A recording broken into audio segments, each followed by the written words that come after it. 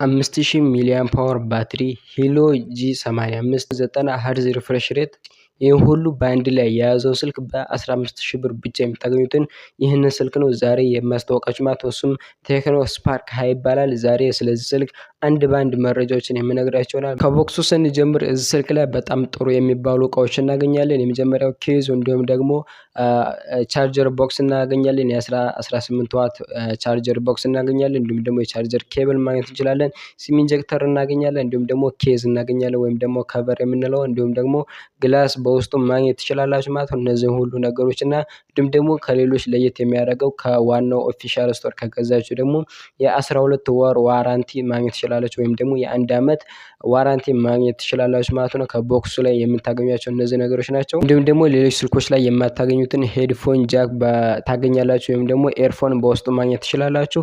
በግራቪቲ ብላክ፣ በሳይበር ዋይት እና ማጂክ ስኪን ወይም ደግሞ ብሉ ከለር፣ በኒዮን ጎልድ ከለር ታገኙታላችሁ ማለት ነው። ይህንን ስልኮች ማለትም በአራት ከለሮች ታገኛላችሁ ማለት ነው። ስልክ እንግዲህ በፕላስቲክ የተሰራውን በጣም ጥርት ያለ በጣም የሚያምር የሆነ ከርቭድ የሆነ ዲዛይን ያለው ስልክ ነው። ስልኩን ስንመለከት እንግዲህ ከላይ ምኖች እናገኛለን ካላችሁ በዋነኝነት ፋስት ፊንገር ፕሪንተር በጣም ፈጣን የሆነ ፊንገር ፕሪንተር ታገኛላችሁ። እንዲሁም ደግሞ ሄድፎን ጃክ ወይም ደግሞ ሄድፎን መሰኪያ ማግኘት ትችላላችሁ።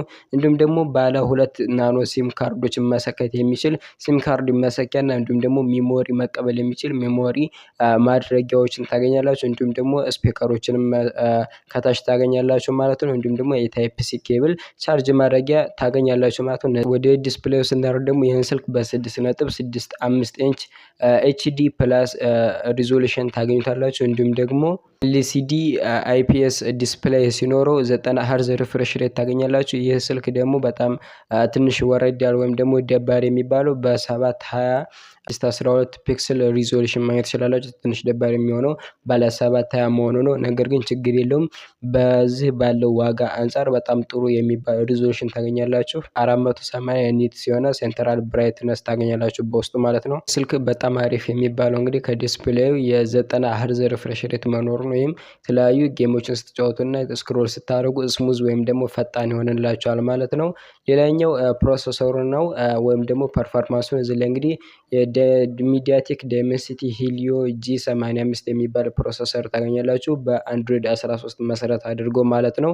እንዲሁም ደግሞ ሃይ ኦኤስ እንግዲህ ሃይ ኦኤስ የተባለን ዩዘር ኢንተርፌስ በዛ ውስጥ ማግኘት ትችላላችሁ ማለት ነው። ይህንን ስልክ በ4GB ራም እና በ8GB ራም ማግኘት ትችላላችሁ። እንዲሁም ደግሞ በ128GB ስቶሬጅ እና በ256GB ስቶሬጅ ማግኘት ትችላላችሁ። በጣም ጥሩ እንዲሆን ያደርገዋል። ይህም ደግሞ ፐርፎርማንሱን ፈጣንና እንዲሁም ደግሞ ቀልጣፋ እንዲሁም ደግሞ መልቲታስኪንግ የሆኑ ስራዎችን እንድትሰሩ ያግዛችኋል ማለት ነው። ይህ ስልክ እንግዲህ 5000 ሚሊአምፕ ፓወር ባትሪ በውስጡ ታገኛላችሁ። ይህም ከኤስ25 አልትራ እና ከሌሎች ትላልቅ ስልኮች ጋር እኩል እንዲሆን ያደርገዋል። እንዲሁም ደግሞ በውስጡ 15 ዋት ፋስት ቻርጀር ታገኛላችሁ። ይህ ማለት ደግሞ በ2 ሰዓት ውስጥ ከ0 100% ማድረግ ትችላላችሁ ስልካችሁን ማለት ነው። ይህም በጣም ጽድት ያለና በጣም ጥሩ ነው። ከዋጋው አንጻር በጣም አሪፍ የሚባል የባትሪና የፐርፎርማንስ ጉዳይ አለው ማለት ነው። እዚህ ስልክ ላይ እንግዲህ 50 ሜጋ ፒክሰል ሜን ካሜራ ታገኛላችሁ። እንዲሁም ደግሞ 32 ሜጋ ፒክሰል ሰልፊ ካሜራዎችን ታገኛላችሁ። በጣም ጥሩ ነው። 2K 30 FPS መቀረጽ የምትችሉ ሲሆን በካሜራዎቹ ማለት በጣም ጥራት ያላቸው ቪዲዮዎችን መቀረጽ ትችላላችሁ ማለት ነው። ወይም ደግሞ